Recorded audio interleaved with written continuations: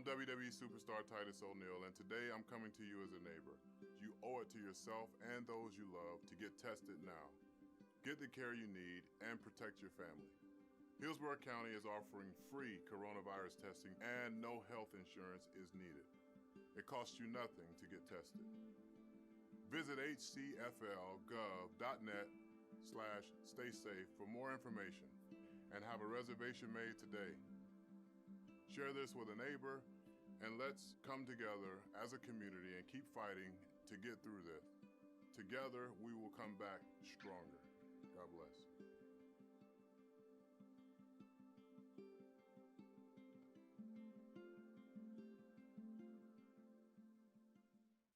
Hillsborough County, along with local and federal health experts, are encouraging residents to wear cloth face masks to cover their nose and mouth when in public to help stop the spread of COVID-19. There are not enough surgical face masks for everyone, and available ones should go to healthcare workers and first responders. It's easy to make your own face mask out of common household items. The CDC and U.S. Surgeon General say you can use an old scarf, bandana, or make one using a t-shirt plus 2 rubber bands. Cut part of the t-shirt into a square, fold it from the bottom to the middle, then from the middle to the top. Repeat those steps one more time, then add a rubber band to each side. Bring each end to the middle, then secure around your face. They should fit snugly but comfortably. Cloth face coverings should not be placed on children younger than 2 years of age or people who have trouble breathing. The CDC emphasizes that while wearing a face mask, you should still practice social distancing, stay 6 feet apart from others, and continue other preventative measures such as frequent hand washing. We encourage you to visit hcflgov.net/stay safe for up-to-date information. Flossing in the morning is a really great way to keep your teeth healthy and start the day. But when you're through, here's what you do. Throw it in the trash, don't flush it. There's a problem lots of people don't know, called sanitary sewer overflow. A condition buried deep in the ground, inside a pipe where bad clogs are found. It's a problem we can all help solve, so throw it in the trash, don't flush it.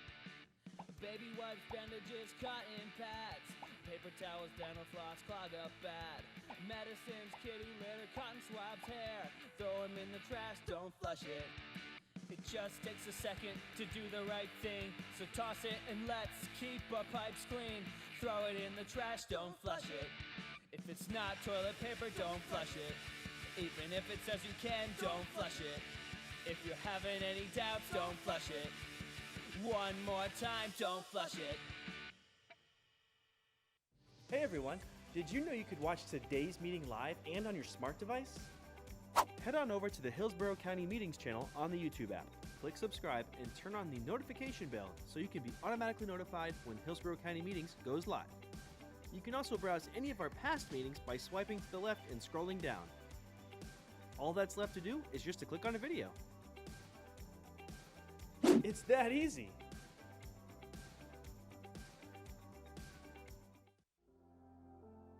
This is a battle we've never faced in my lifetime. I want to tell you about 416 of the most amazing people. Every day I get to see their skill, professionalism, and dedication. Their commitment to protect and improve the health of everyone in Hillsborough County. The last 2 months, they've been on the front line of a battle with a very dangerous enemy, COVID-19. And they've risen to the challenge in the most amazing, heroic way. Everyone has contributed, sacrificing their personal life, which they put on hold. They're making a difference for everyone they help, and every day I get stopped and told just how amazing they are. I'm proud and blessed to work with them, my second family.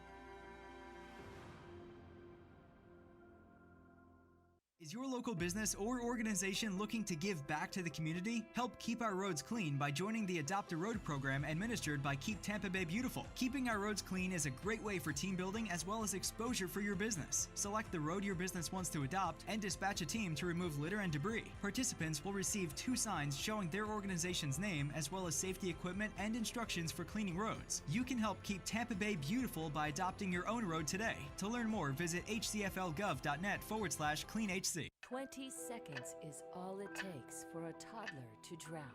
In less time than it takes to post on social media or change the laundry, a child can slip out a door and silently drown. Nearly all the children who drowned last year in the Tampa Bay area were last seen inside their home.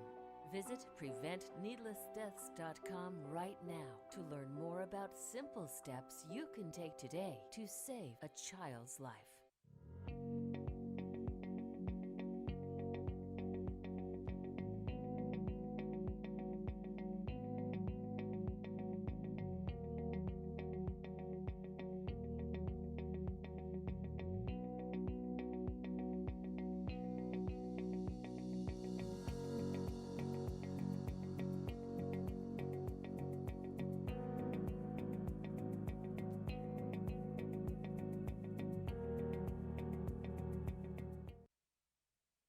Hillsborough County has teamed up with the Department of Health and other public health and safety agencies to address any impacts the virus may have on our local community. To help prevent the spread of the coronavirus, here are a few tips you should know. Practice proper hand washing by using soap and water and wash for at least 20 seconds. Use alcohol-based hand sanitizer if you cannot wash. Avoid touching your eyes, nose, and mouth. Cough and sneeze into a tissue and throw it away. Clean, high-touch surfaces frequently. Some examples include doorknobs, credit and debit cards, cell phones, keyboard and mouse devices, and toilet handles. Stay home if you're feeling ill. If you have any flu-like symptoms, avoid contact with the public. Avoid sharing personal items in spaces with those close to you. Seek medical care early if you're feeling sick. Symptoms of the coronavirus can include fever, coughing, and shortness of breath. Seek medical care if you develop these symptoms or if you've been traveling or have been in close contact with a person who has traveled from an area with an ongoing spread of COVID-19. We encourage you to visit hcflgov.net/staysafe for up-to-date information and tips.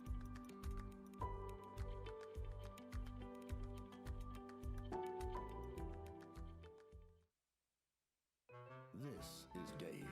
Dave doesn't know his home's flood zone and was not able to heed flood warnings. Dave and his home are soaked. This is Noah. Noah is an informed citizen. He was warned in advance about potential flooding in his area. Noah took precautions. Noah is dry. And I saved the animals too. Good job, Noah. When it comes to flood warnings, be like Noah, not like Dave. For more information, visit hcflgov.net. Be safe, be informed, know your flood zone.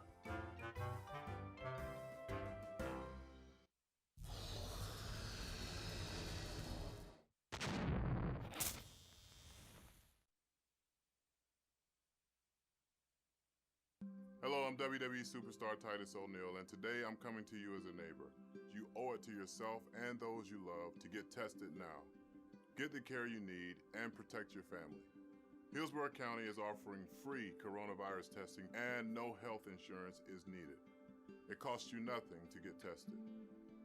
Visit hcflgov.net/staysafe for more information and have a reservation made today. Share this with a neighbor, and let's come together as a community and keep fighting to get through this. Together, we will come back stronger. God bless.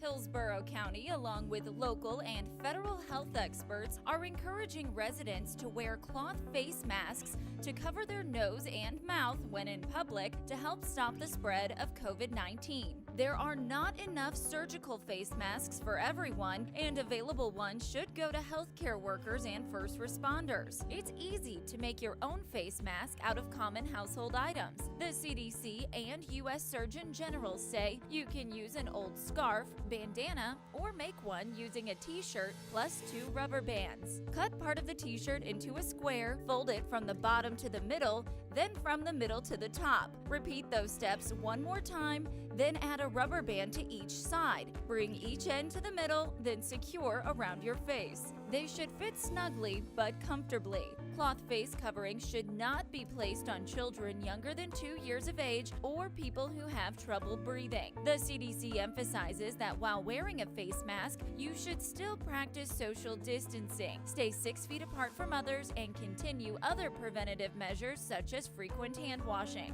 We encourage you to visit hcflgov.net/staysafe for up-to-date information. Flossing in the morning is a really great way to keep your teeth healthy and start the day. But when you're through, here's what you do. Throw it in the trash, don't flush it. There's a problem lots of people don't know, called sanitary sewer overflow. A condition buried deep in the ground, inside a pipe where bad clogs are found. It's a problem we can all help solve, so throw it in the trash, don't flush it. Baby wipes, bandages, cotton pads, paper towels, dental floss, clog up bad. Medicines, kitty litter, cotton swabs, hair. Throw them in the trash, don't flush it. It just takes a second to do the right thing, so toss it and let's keep our pipes clean. Throw it in the trash, don't flush it. If it's not toilet paper, don't flush it. Even if it says you can, don't flush it. If you're having any doubts, don't flush it. One more time, don't flush it. Hey everyone, did you know you could watch today's meeting live and on your smart device? Head on over to the Hillsborough County Meetings channel on the YouTube app. Click subscribe and turn on the notification bell so you can be automatically notified when Hillsborough County Meetings goes live. You can also browse any of our past meetings by swiping to the left and scrolling down. All that's left to do is just to click on a video. It's that easy.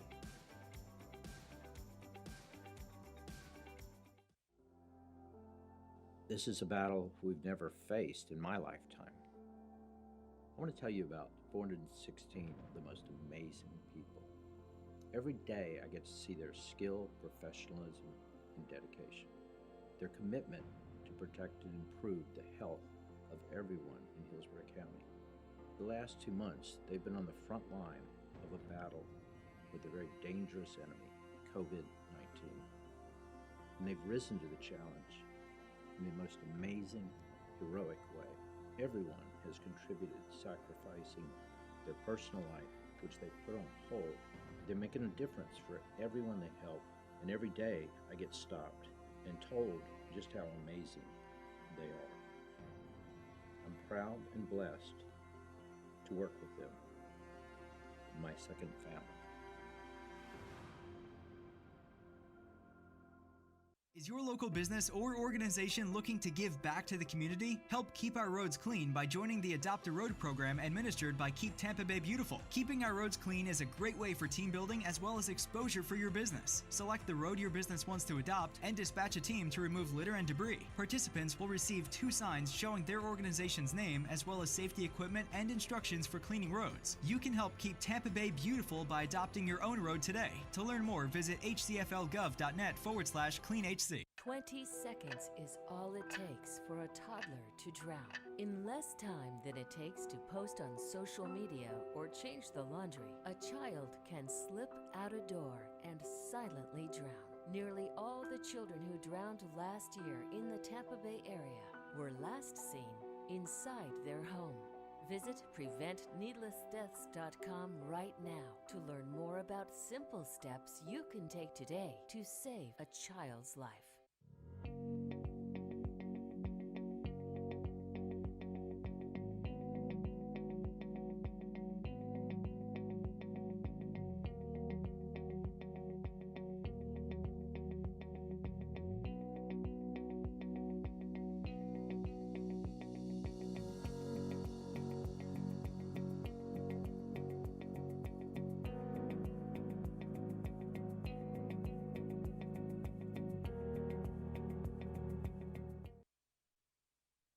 Hillsborough County has teamed up with the Department of Health and other public health and safety agencies to address any impacts the virus may have on our local community. To help prevent the spread of the coronavirus, here are a few tips you should know. Practice proper hand washing by using soap and water and wash for at least 20 seconds. Use alcohol-based hand sanitizer if you cannot wash. Avoid touching your eyes, nose, and mouth. Cough and sneeze into a tissue and throw it away. Clean, high-touch surfaces frequently. Some examples include doorknobs, credit and debit cards, cell phones, keyboard and mouse devices, and toilet handles. Stay home if you're feeling ill. If you have any flu-like symptoms, avoid contact with the public. Avoid sharing personal items in spaces with those close to you. Seek medical care early if you're feeling sick. Symptoms of the coronavirus can include fever, coughing, and shortness of breath. Seek medical care if you develop these symptoms or if you've been traveling or have been in close contact with a person who has traveled from an area with an ongoing spread of COVID-19. We encourage you to visit hcflgov.net/staysafe for up-to-date information and tips.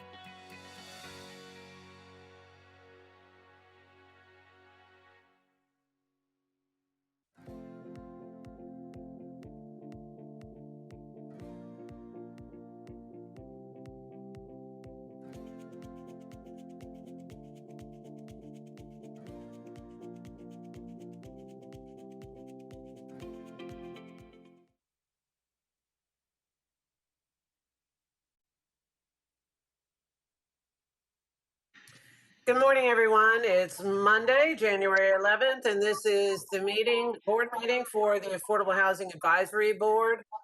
I'd like to welcome everyone and call the meeting to order.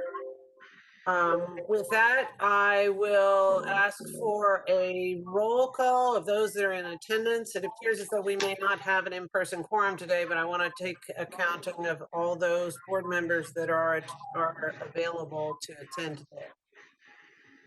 Will the clerk actually please do the roll call? Yes, ma'am. Overman, Here. Rosenwasser,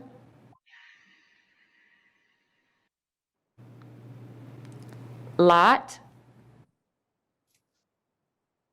Hugh, Present.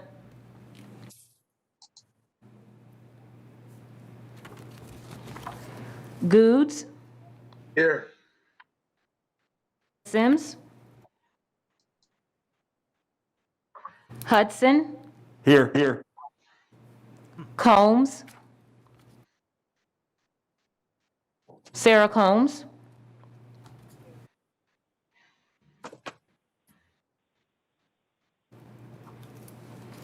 O'Donnelly,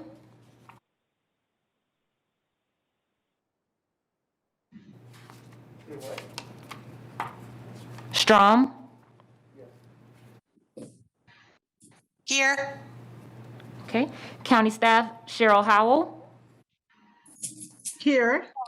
Takamori, Here. At this time, Commissioner, we do not have an in-person quorum. Excellent. Thank you very much. I'll keep an eye out on those that log in to see if there's any additional individuals available.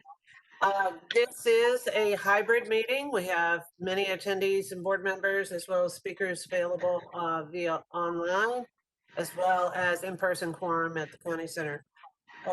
We also set aside 15 minutes for public comment. Currently, it appears as though we do have two individuals that have, I'm assuming they're online to speak and have asked to speak during our public comment period. Oh, by the way, Happy New Year to all of you. We are still doing Happy New Year because it's gradually all of these board meetings are occurring. The two public speakers that I have signed up are Justin Coles with Rebuilding Together Tampa Bay. Is Justin Coles on the line? I am here with Brandy, Canada. Hello. Hello. Go ahead, sir. How are you? Hi, it's Brandy with Rebuilding Together. There you go. Is Justin Coles not on the line? Justin is here with me. We're in the same office and we're Okay, actually great. sharing the same computer, if that's okay. That's quite all right. So I have Justin Coles and Brandy Canada Williams, both from Rebuilding Together Tampa Bay. Thank you. Proceed. We just wanted to share that we are hosting the Kickoff to Rebuild event here in the Tampa Bay area, along, with Lowe's is a sponsorship for us. We also wanted to share that we are going to be having a community fair on February 6th, Saturday at Reagan Park. We'll be providing information to the community about all of our resources and things that we do. We've invited other persons to come out too, to set up booths to be able to share their community resources. We also will be passing out COVID prevention kits that we've put together for the community. So we're hoping to have a good turnout to be able to share those COVID prevention kits for the community. And then also just keeping in mind that we have our Safe and Healthy Home program, that if you guys need information on that or want to share information on that, we could provide that if you don't already have that, but we are seeking referrals for our Safe and Healthy Homes program. Excellent. Thank you very much for sharing that information. It's very helpful. Justin, did you have something you'd like to add? Thank you. Brandy covered it all, and we will be having that information out shortly to you all. Thank you so much. Excellent. Thank you very, very much. Pleasure meeting. I was actually remiss in offering the Pledge of Allegiance. And given the events of last week and how critically important for us to really support our democracy, I'm going to ask if the staff at Hillsborough County can offer us a flag so that we may offer our Pledge of Allegiance.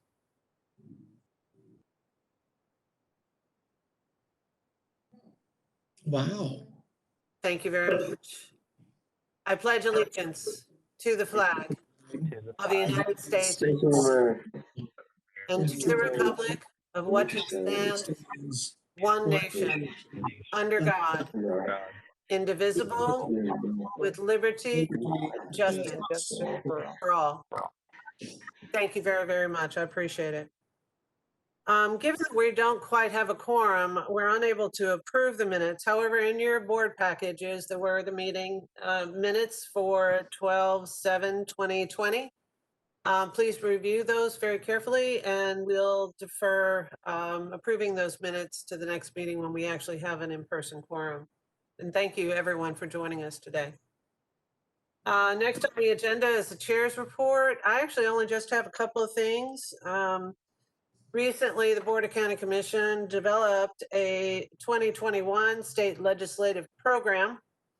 And on that agenda for us to work with our state delegation are two areas that involve housing. The first being, and it falls under the categories of affordable housing and homelessness.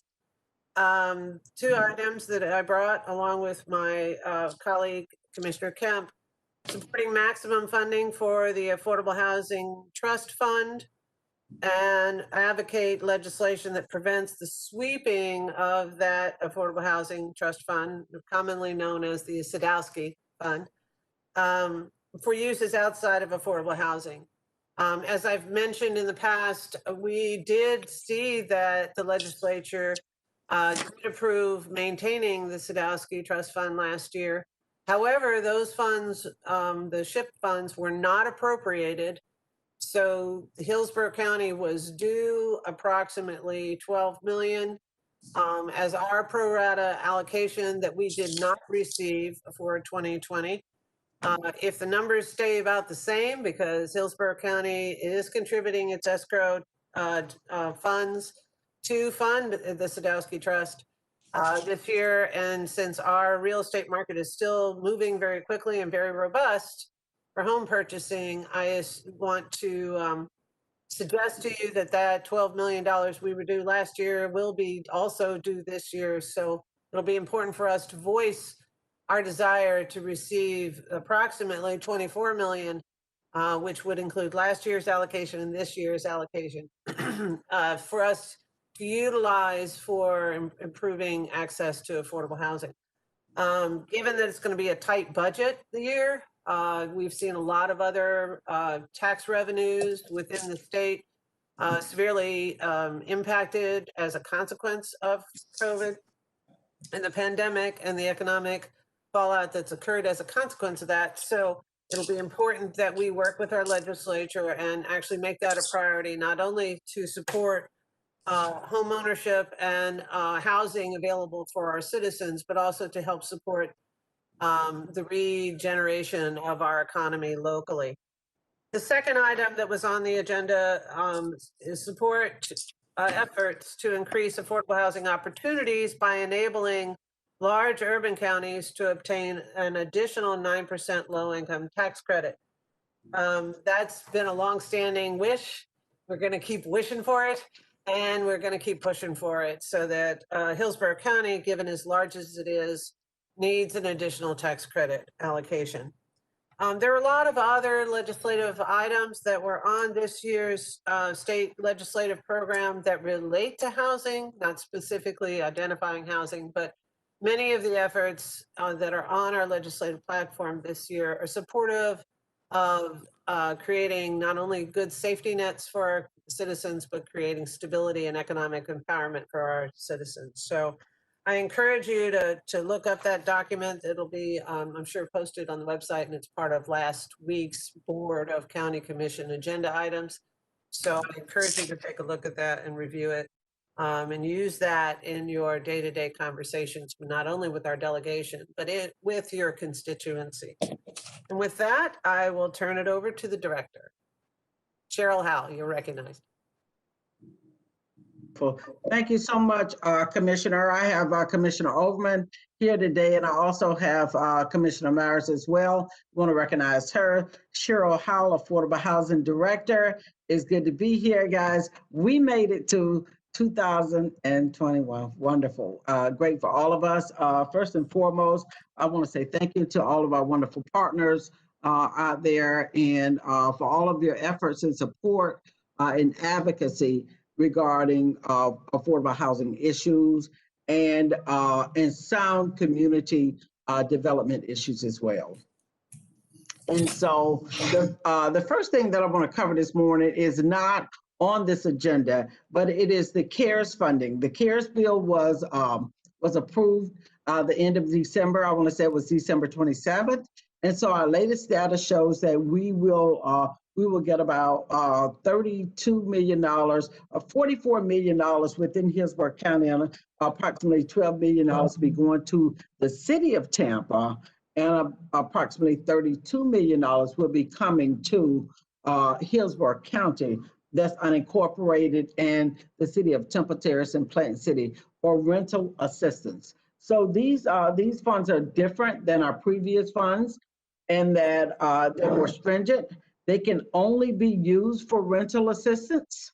They cannot be used for mortgage assistance, which leaves out a very specific and certainly still a very needy population of residents here that we are going to look at addressing. But I did want to bring that funding to the forefront. So this funding will be coming directly to Hillsborough County, and the programming outlay will come to you at a later time. Typically, services such as this comes out through our social services department and the social services director, and I work very closely in the background because these are housing issues and certainly something that I'm interested in and pay close attention to as well. And so I'll be having input on that, and we want to roll these funds out for the people in the most efficient way possible. And so we're working on that as you know, as I talk right now. Excuse me, I need to ask those that are either called in or online to mute your devices so that we're able to hear the director. Thank you very much. My apologies, Cheryl, go ahead. Okay, thank you so much, Commissioner. My next, my first item up is item A, and that's the recently approved BOCC agenda items. And as you can see, we've been very, very busy this past year. And so I'm hoping that you've taken some time to review those. We had a tremendous amount of great partnerships that occurred in the latter part of the year. So even as our rental program sunsetted, we had some additional vendors come online to bring in and to serve in the gap to help continue to meet the rental and mortgage assistance needs for our clients. Unfortunately, that program did end December 30th.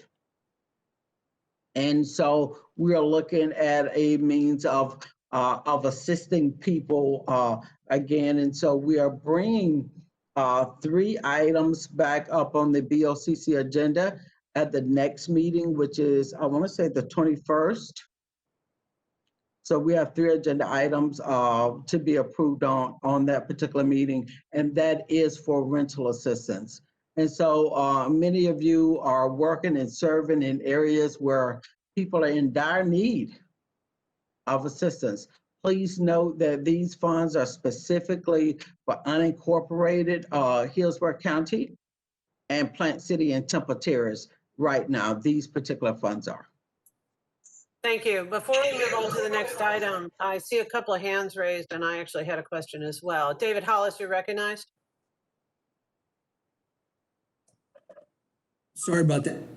My mic back on. Yeah, so I just wanted to register. I joined right about between the roll call and the Pledge of Allegiance. I didn't hear my name, but I just wanted to be registered in attendance. Excellent. Thank you very much.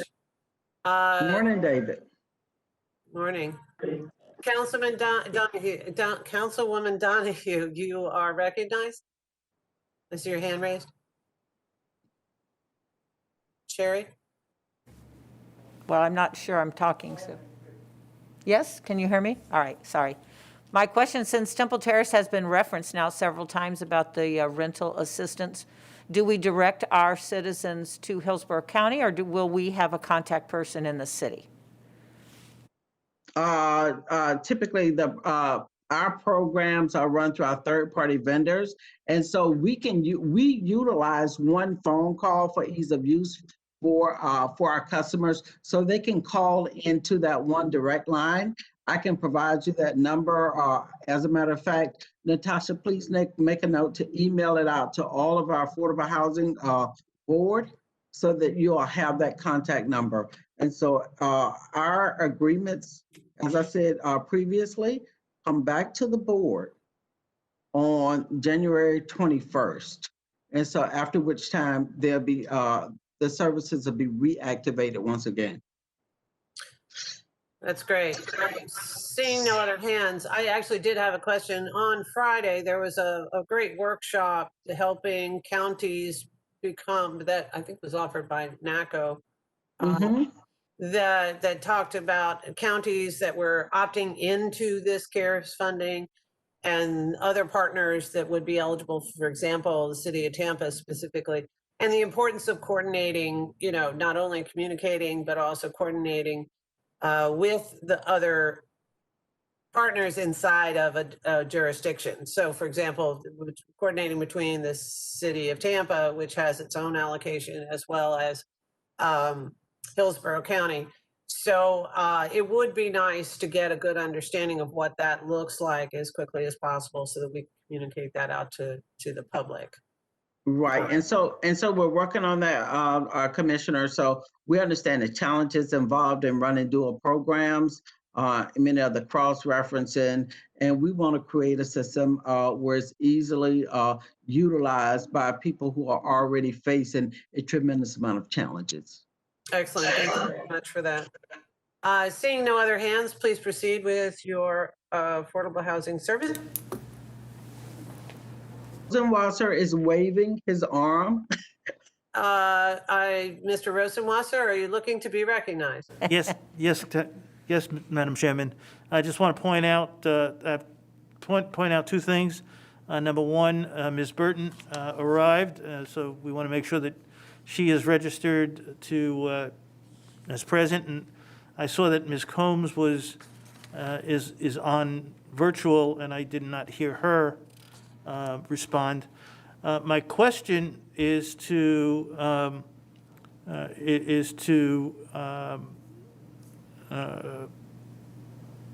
the county, and that is to Cheryl, obviously.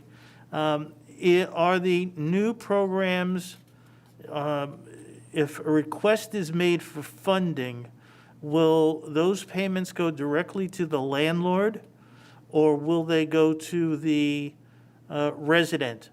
My concern is that landlords have grown particularly reticent to get involved in programs where the money goes to the resident, because the money then unfortunately doesn't find its way to the landlord for the payment of rent. And so certainly, sir, I want to respond to that. So I understand what, the concerns that you have. And so I just kind of want to give a backdrop to this whole situation. And so previously and historically, I want to say all of our programs have been landlord-centric programs. And really what that means is that when a request has come in for rental assistance, the money has gone directly to the landlords.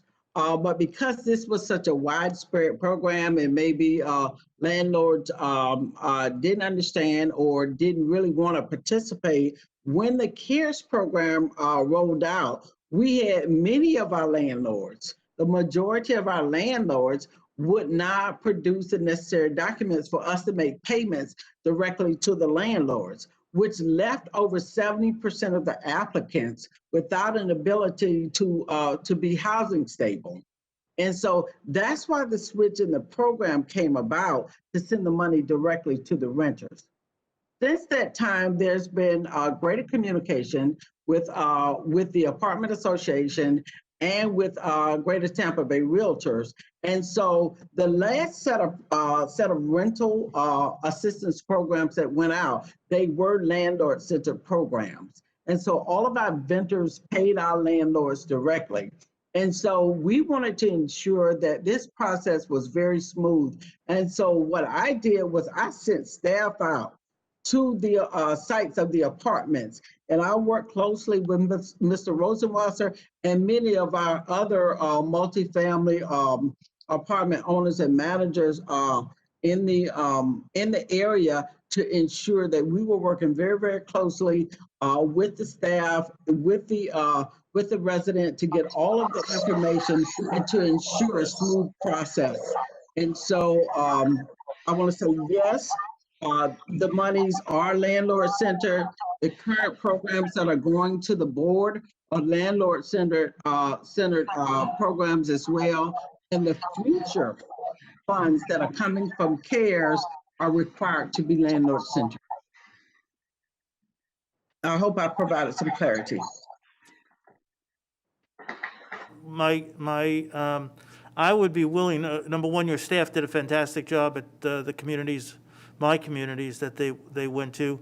Unfortunately, they didn't get as much of a response from the residents as we had hoped. But as a person of prominence in the apartment industry, I would be willing to assist you by calling any landlords that have been reticent to or resistant to join, and try to make them more aware of the importance of their being involved,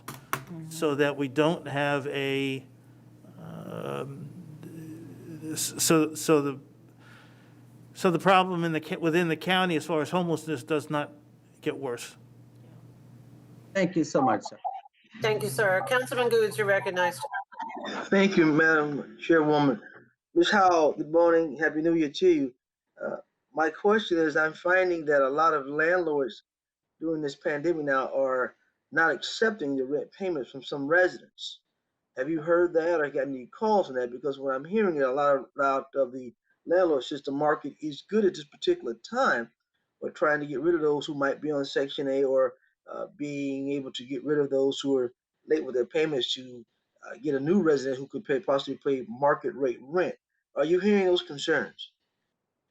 Well, I want to say they're not necessarily particular to what's going on in the pandemic, but it was a trend that has been going on for quite some time, sir. And so it's still happening, but what makes it particularly concerning is all of the other challenging issues that are occurring simultaneously. What are some of those other issues? Maybe I'm not aware of those, but I'd like to be aware of those. Well, one of the issues is that we are right in the middle of a pandemic still, or we're trying to figure out how to sustain during this pandemic. And so when we are dealing with issues of displacement and gentrification, on top of dealing with the tremendous loss of jobs and loss of income, increased expenses as a result of the pandemic, this just couples up the challenges. Thank you, Madam Chair. You're back. Thank you. I'd like to recognize Karen Jackson Sims. Her hand's raised.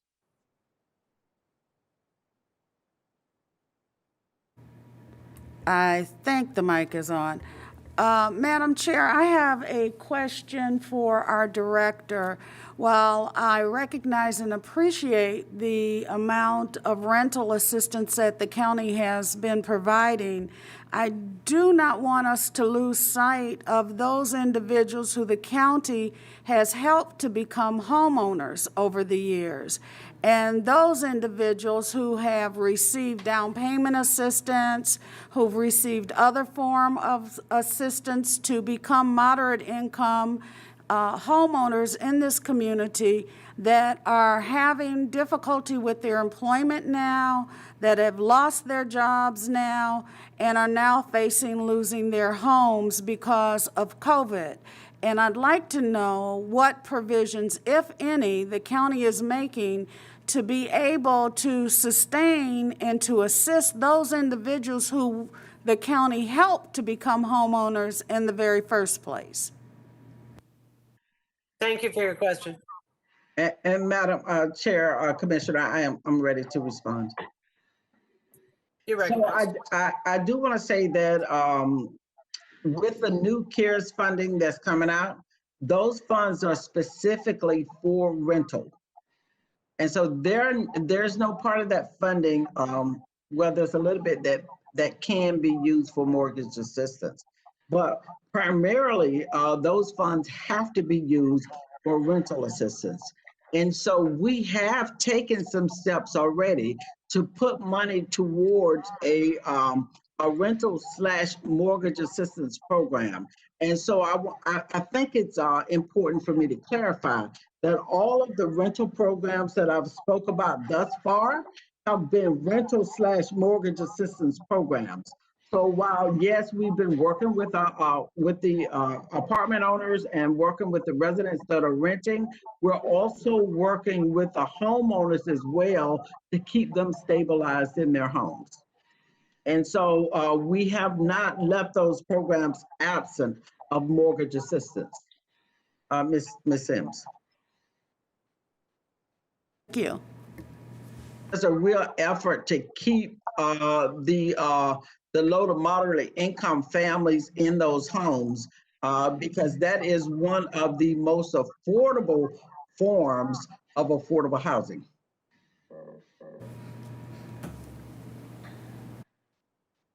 Thank you, Cheryl, for that answer. I mean, we still have what the county has budgeted for affordable housing and support. These care dollar, this specific bucket of money is specifically identified for rental assistance. Next on the agenda is to really talk about, and I'm not moving on yet, but to really talk about the 10-point affordable housing plan, which will include some of those, some of the issues that you brought out, Ms. Jackson Sims. So that's actually next on the agenda. But I do think it's important for us to recognize the rules on this bucket of CARES funding is different. It is for rental assistance. It's at a different threshold for income. And we literally just got the details last week on how it works and what the new rules are, and are being asked to opt in to the plan so that we can utilize those funds for the benefit of our citizens within the Hillsborough County area, including working with the city and its allocation as well. So it's all evolving rather quickly. But to your point, it is very concerning when we've helped individuals that, to get to home ownership, that they are now at risk as a consequence of what's going on in our economy. So we are very aware that that's a concern. Ms. Burton, I see your hand is raised. You're recognized. It is this legislative body, this group of commissioners, although the guidelines are given to you, I would hope that this body continue to raise its voice so more and more of its citizens can benefit, even when the rules are written in a specific way. And secondly, notification in terms of the availability of when these funds will roll out. I know the last time we had a lot of crashes with the system and people finding out at the very last minute. So that would be my concern, making sure that we provide as much notice as possible. That has been the constant challenge through all the issues associated with dealing with this pandemic, has been getting rapid information out to citizens that are in need. And we do, and my office has worked very hard on trying to make sure that we work with communications, but that's also why it's so important for us to get the information out to each of our stakeholders, and for our stakeholders to take on using the links and the various different pieces of information we provide you to share with your center of influence. It's very important that we ask you to assist us with the megaphone, to get it out there and make sure that the information gets out there as quickly as possible. We did not have a problem using all of the previous allocation. We used every penny, as far as I know. And so this is not as much as we had before, but it is something that's critically important to those that are at risk of becoming displaced out of their home ownership and out of their stable life. So it is important. We will get you information out there as soon as we're able to determine and get approval for the MOUs and roll out the program as quickly as possible. Director Powell, you're recognized.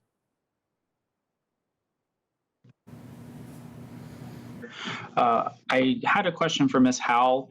With the new CARES funding, I haven't seen how that is able to get dispersed or to be used yet. So I apologize if you may have to repeat something on that for information that's already out there. However, anyone that had previously submitted an application after funds were used and hadn't been exhausted, are we able to go back and possibly use the current funds that we have now to approve and disperse funds to previous applications?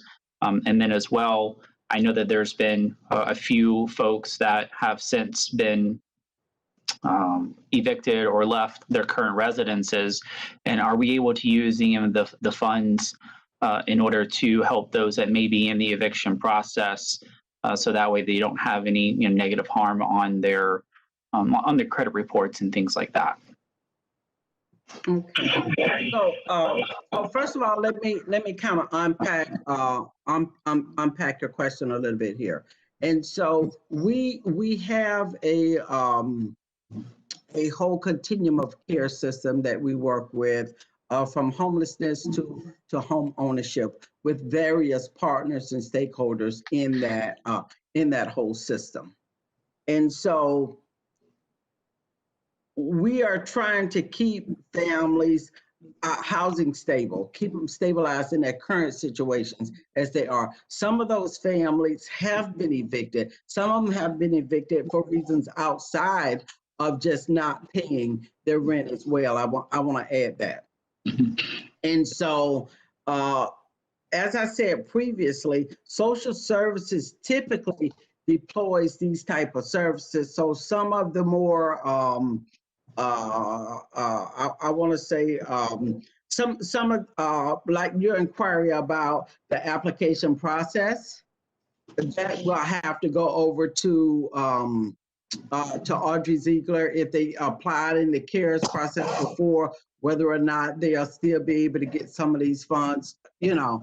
And so that certainly could occur, and that's an issue that I can bring up with the CARES team at our next meeting as well. And so it is a concern.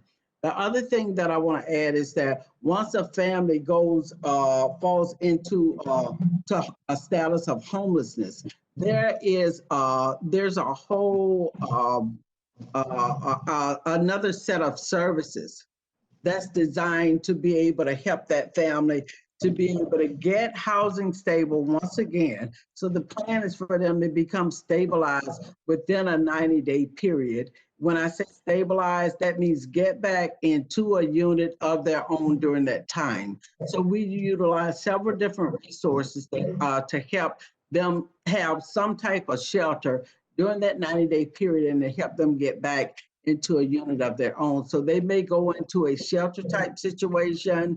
They may go into some type of extended stay or hotel type situation, or they may stay within the sheltering system that maybe like a MedMen or some of our other vendors provide, so that we can keep them sheltered until they can get in a place of their own once again.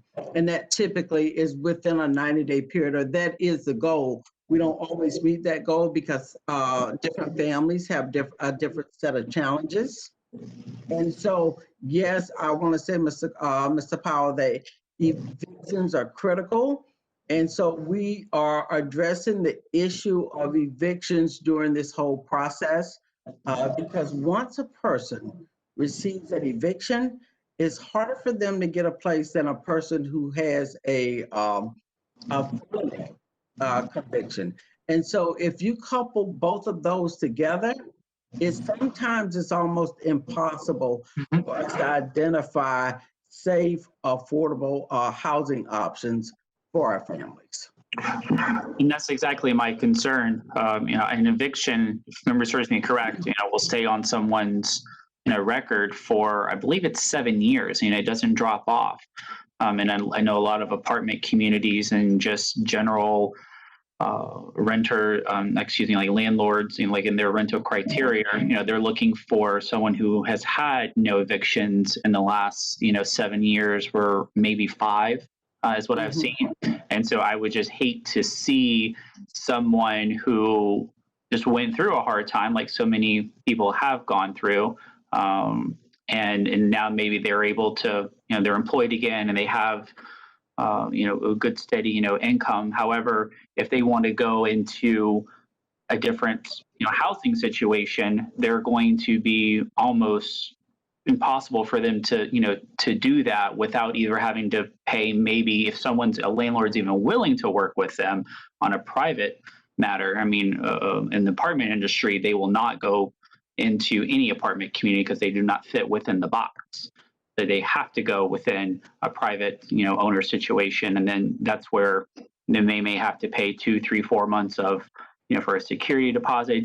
So the barrier of entry is so much higher.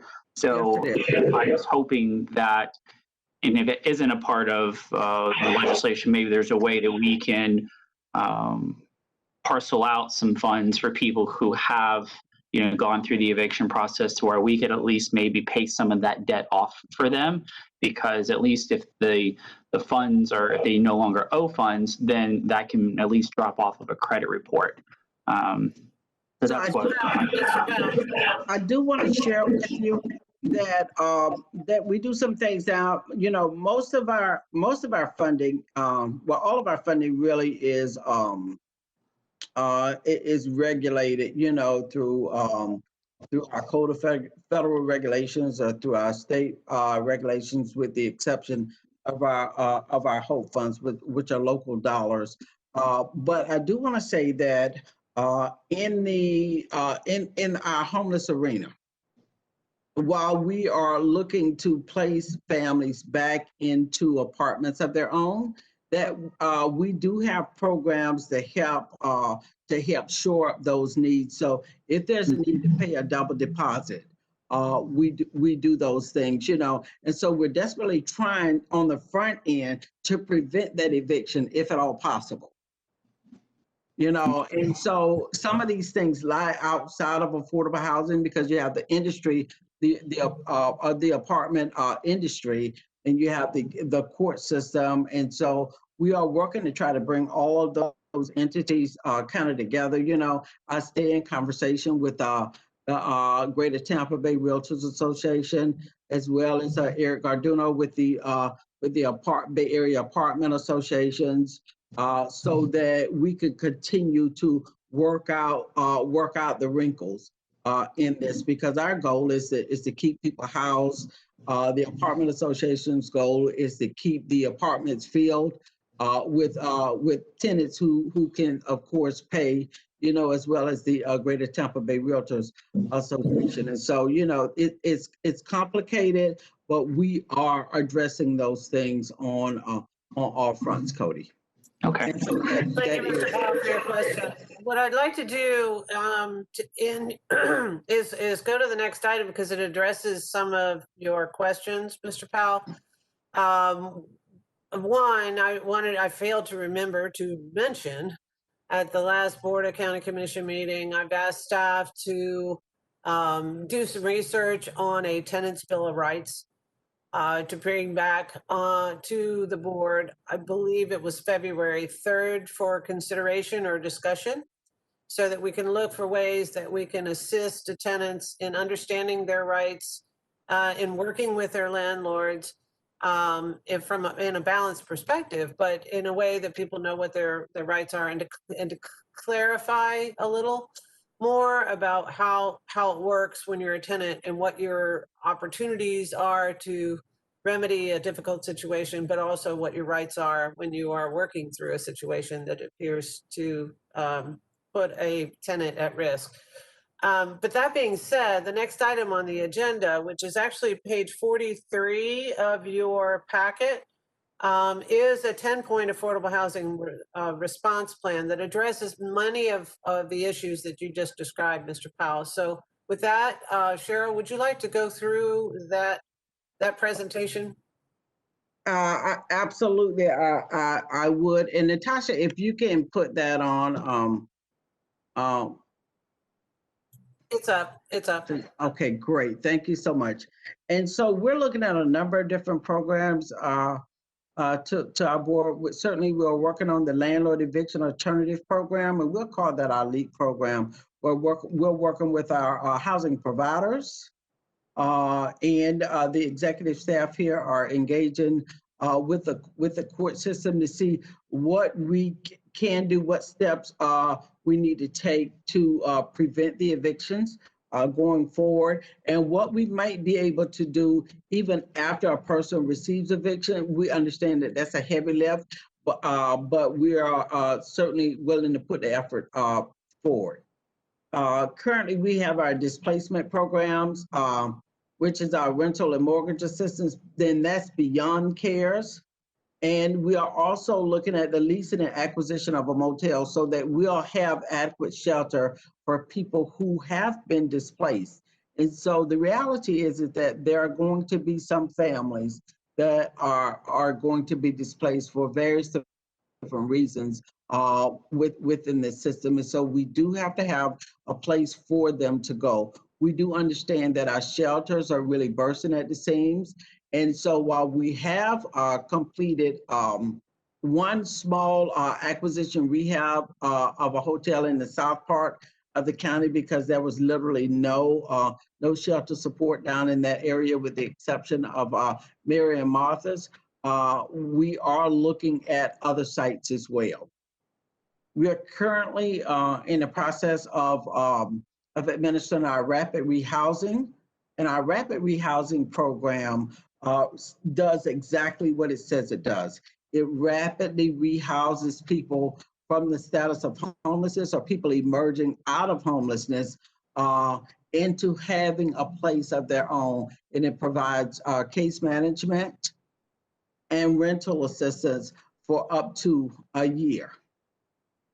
We're looking at another population of people that is very, very vulnerable population of people, and that's our singles that's 50 plus years old.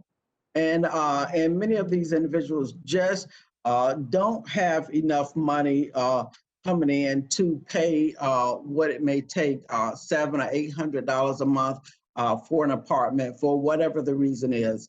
And so we are starting to look at our subpopulations so that we can address those people, and they may not need as much case management, but they certainly need a stable place to be.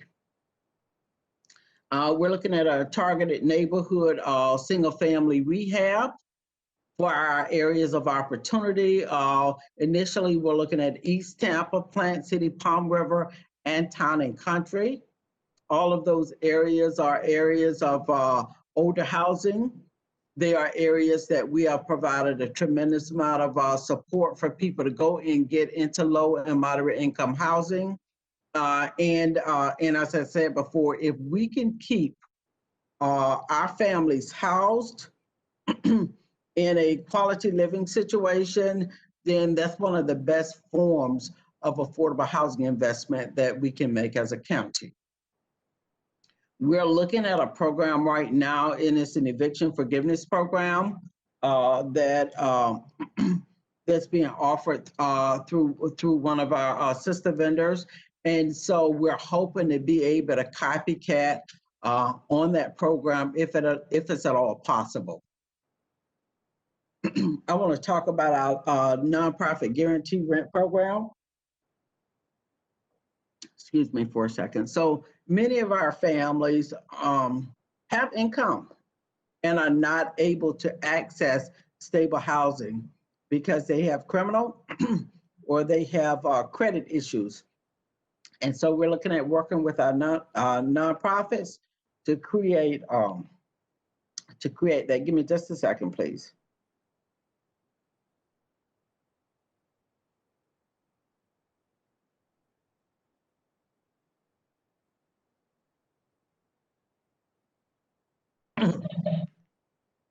I apologize. And of course, our landlord rehab program. And so one of the things that emerged during this pandemic was several multifamily properties, being pushed to the forefront for not making the kind of repairs needed, and some of our residents being left living in very dire situations. And so we want to ensure quality of living for all of our residents, if at all possible. And so that's an activity that we're looking to deploy as well. As our private unit rental subsidy program, this particular program allows us to work with our private landlords and to stabilize our tenants that may be able to continue to stay there and to pay rent. They just need a little bit of help or short-term help in order to get back on their feet. And finally, our elderly and medically vulnerable population, looking at temporary support placement for them because we understand that those very vulnerable populations, however small, can use a large sum of our resources if we don't manage that out. carefully so. And that is our 10-point plan that we have put together. I worked with our executive team on that. I worked with my internal team on this process, and this is for CARES and beyond funding. Commissioner. Thank you very, very much. It is a robust agenda. And a lot of it's a moving target.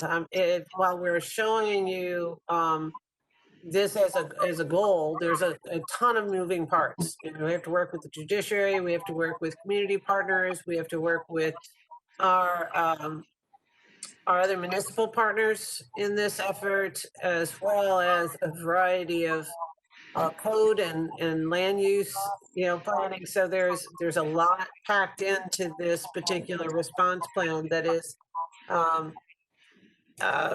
moving forward. We're looking for ways to shore up some of these things. Many of these pieces are already very well developed and just need to be coordinated. So thank you very much for bringing that to our attention.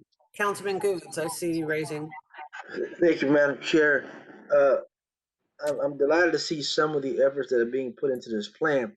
I think for me, the most important part is dealing with what I call blight. And when you're dealing with blight, we have to have a system to make people repair. And what I found is with the SAGE program, I don't know about what is the county, but the problem you have is that there's so much criteria that's put together on this money that enables you to do what needs to be done. And when I say that, when I look at some of these dollars that you can't do this, you can't do that, it enables people to be able to apply. If I have a home and I'm making only this amount of dollars, there's always this criteria that's put on. I may be a person who inherited from my grandmother. Well, I don't have the actual big means, but you have all this money that you say you can do help for rehab. I think you have to be crafty of how we do some things and putting monies in different pots. So when you get what I call roadblocks, you can knock those roadblocks down to be able to help people. And that's what I find a problem with government is we have so many roadblocks that we're not really helping people. And for me, I'm hoping that when you look at rehab, what I can't stand is I go and I find a person, a developer that builds a brand new house on a block. But yet we build that brand new house to make property values go up. But how can you really make them all go up when the rest of the block looks like trash? So you have to look at a robust, and I told my housing people already, you have to look at that block to be able to, can we do to uplift that block, uplift people? And a good thing I look that you have landlords and holding landlords accountable too. And that way folks need to be applying for this stuff or saying, we're going down these blocks, saying, your house is bad, you're ringing the people, and we can't have that. And now you bring a system of stability and a system of what I call empowerment to people. That's what lacks with a lot of these programs is the empowerment. And when you get empowerment, you could have good development because now you're empowering the people. So I'm glad we're looking at a process, but holistically, I think you need to look at, if you're the county body, some of the stuff has to be ingrained and legislated for all of the whole county, with our municipalities as well, saying this is our model for Hillsborough County, no matter if you're a city, Temple Terrace, whatever, but this is the basic model that we all need to be following. So we have to look at you, and I see Commissioner Myers on there, to look at a brand of legislation that makes you as big brother, big mama, make everybody else fall in line to be on the same path to obtain the same goal. And I yield back. Thank you, Councilman Goods. And that is the challenge. That's another very important reason why this board and all of our stakeholders must urge the state to maintain the Sadowski funds, to appropriate the SHIP funds, because SHIP is where a lot of several of these items are funded. Without that funding, it's very difficult to do a robust outreach program that hasn't had very tight criteria because of the limitation of the dollars that are available. And we have to really be able to address those individuals that are most at risk of losing their housing. But that being said, I agree that that's why we're targeting those certain areas where they may have more properties at risk of of the loss as a consequence of not being either maintained, or the individual who's living there is unable to manage the repairs that are necessary. So, I mean, thank you for bringing that to our attention. I see two more hands. Mr. Powell, did you not take your hand down, or did you have another question? And then following that will be Ms. Director Rosenwasser. Rosenwasser, hands up.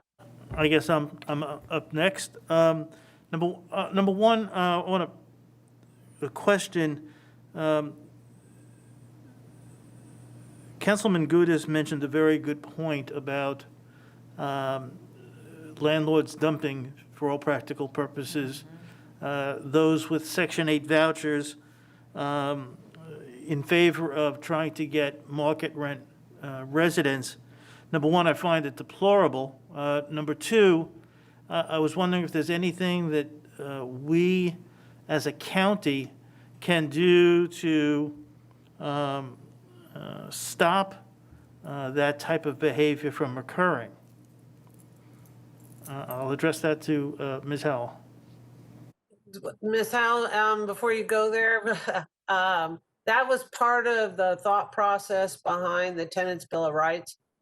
Is our staff, our legal staff, is reviewing various different other municipalities and government bodies that have addressed the income discrimination that occurs in this particular case, is what I call it. It's basically income discrimination, because, you know, money's money. And if it's there available to pay the rent, it should be available to pay the rent. However, the challenge I have learned is, you know, a lease is a private contract. So how do we mandate discrimination? Well, there's ways. And so part of that, the research that's being done at the moment, is to see where there's been success at addressing what you've just described, as a way of providing some protection to our citizens that have found resources to help them live within the community. But the discrimination is making it more difficult for them to have access to the support that they need. So I thank you for that question. But Ms. Howell, please proceed. And then there's the issue of not necessarily the source of payment, but the private ownership and private rights of a property owner that is then a state legal issue. It's not a local issue. It's not. It does impact affordable housing, but it's a private property rights issue, and what can reasonably be enforced upon a private property owner to utilize their property in such a way. And so those are very difficult questions. You know, some other states have done, they have, you know, rent control efforts. They have all types of different efforts that they have put in place. And so, but those efforts have been state efforts that have been undertaken and not necessarily taken at a local level, and certainly not at an advisory board level. Mr. Russell, does that answer your question? It does. As a follow-up to Mr. Powell's comment, our industry, the affordable housing industry, and particularly those involved with the apartment association in the Bay Area, are trying to educate their members to not automatically deny anybody based upon eviction or credit, but rather to tell those folks, come in, talk to us, explain your situation. If you had an eviction 7 months ago, but your situation has changed and you now are in a place where you can afford to pay rent, we will open our doors to you, and because of your ability. We won't hold that against you. And of course, the same goes to the effect of a lack of employment has on somebody's credit. So it's really important to maintain good communication and for landlords to let residents or potential residents know that there's no such thing as, short of some very bad criminal behavior, there's no reason for somebody not to come in or call and discuss their particular situation. Nothing is automatic. Thank you, sir. Seeing no other hands, Ms. Howell, please proceed. I think I am done with the presentation, and so I will move on. There are no federal, state, local, or grant updates at this time, with the exception of the CARES funding. And we have included the monthly newsletter, and so please take some time out to read it. You know, typically we highlight one of the nonprofits that we work with. And today we had RTTB on the line. I didn't get a chance to say what a wonderful relationship we have with RTTB. They provide rehab assistance and demolition replacement of our low to moderate income homes. They're finishing up our final 4 homes. They should be done by early spring. And those are the final products that we're waiting on from them. And so they do a great job. They put out a great product as well. And so I love to see some of the AHAB members come out in support of our ribbon cuttings when we get back to a more normal state. Thank you. Thank you very much. We're at the section of future business items. Are there any members that would like to offer future business items? Karen Jackson-Sims, I see your hand raised. Yes, Madam Chairman, my hand was raised not for a future business item, but to circle back to the 10-point affordable housing response plan. My ears tickled and I got excited when I heard you speak about looking at means to be able to stop discriminatory practices in Hillsborough County. It's been several years since the county took the staff away from the department here that handled discrimination, and since the county no longer continued to pursue the equal status with federal law and regulating discrimination within Hillsborough County. I would be extremely excited to see Hillsborough County return to the equivalency status, which would also give Ms. Howell's department additional points for funding in the future, and for those private entities applying for federal funding to secure additional points. That is, if there's going to be federal funding available.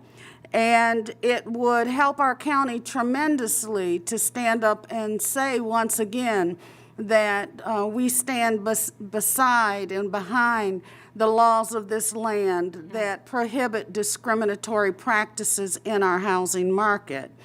Then I want to secondly say, and with the preamble to it, that I believe the housing department has done a yeoman's job during some very difficult times. They were a stellar department prior to COVID, and they've really have risen to new heights during the COVID pandemic. But in the 10-point plan, once again, I would ask that you go back and look at the working poor that are in housing. Because we do administer a program weekly, and of the approximate 400 individuals that we see coming through weekly looking for help, they are the homeowners who for the first time in their lives aren't able to pay their bills and that are crying because they don't know where to go to get assistance, so that they don't become the next round of people ending up having to go to our homeless coalition for assistance. I just ask that we don't forget that segment of our population. Thank you, Madam Chair. Thank you, Ms. Jackson Sims. And yes, you are completely on point. It is a great concern, especially when you're brand new and you're either currently unemployed or had your hours reduced or lost your business as a consequence of this pandemic. And the fallout is widespread. It is enormously widespread. And, just as we saw the fallout when the mortgage market collapsed, we're in, unfortunately, a similarly large economic event that is having massive impact on our citizens at no fault of their own. They were working and now they're not. They were doing well with their business and now they're not. And or they have to stay home because they are, severely at risk of being able to protect themselves and or their family members. So they're not able to be as productive as they once were to be able to maintain their home ownership. So it is a massive problem. And to your compliment of the Affordable Housing and the Housing Department, as well as our Social Services Department, they have stepped to the plate. Like I'm so proud of this area of our county government. We have been working what feels like 24/7, and the Housing Department has definitely put their shoulder to the effort. And I do want to thank all in Cheryl's staff, Audrey Ziegler's staff, the executive team that has worked very hard to make affordable housing and stabilizing families a priority. And so we're still on it. It is a big task, and while we haven't solved all the problems, we've kept a massive amount of people in their places through this effort. And while it's not enough, it certainly says a lot about the work that's been done by county as well as our partners to make sure that people are able to stay in their homes as much as possible. That said, Connie Burton, you're recognized. I just really want to thank Karen Jackson Sims for her wonderful comments, because I was over here just about to explode out of my seat trying to say, how could I say that calmly? What we see in the community a lot of times is not the care hand of compassion when people are at their most vulnerable kind of situation, just being gobbled up.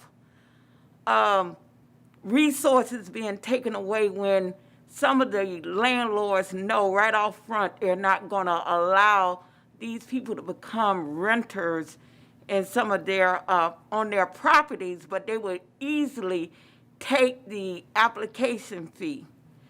I'm appreciative of this 10-point response plan, and it has to be something hopefully that will be duplicated within city government so we can have a balance. There just simply can't be a way that we talk about all of these long, systemic forms of disparities and racism that has occurred throughout the year on the housing front, and then we think we can go back to a business as usual model. It's just hypocritical.